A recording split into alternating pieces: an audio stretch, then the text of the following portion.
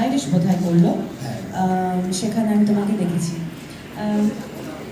আমাকে একটা কথা বলো, সেটা হচ্ছে যে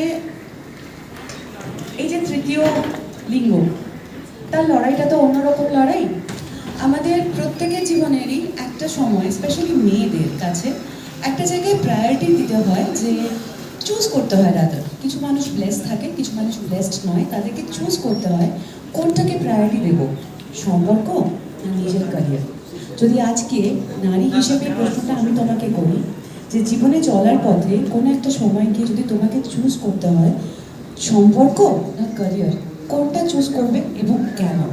ডেফিনেটলি ক্যারিয়ার।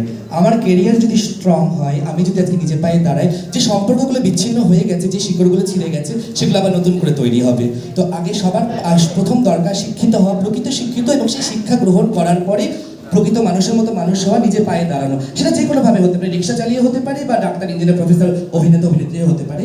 সম্পর্ক তৈরি এমনিই হয়ে যাবে। Thank you. খুব ভালো, খুব সুন্দর লাগছে তোমাকে, এবং তোমাদের সবাইকে খুব সুন্দর লাগছে। I wish you all the very best.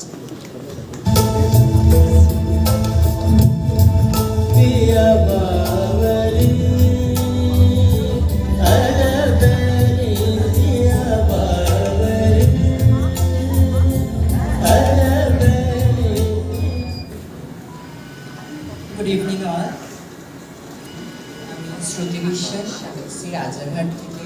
আমি একজন স্টুডেন্ট, সেকেন্ড ইয়ারে পড়ি, এবং আমি মাস্টার্স করছি কসমেটোলজি নিয়ে, ল্যাবরেটরি ব্রাঞ্চ থেকে।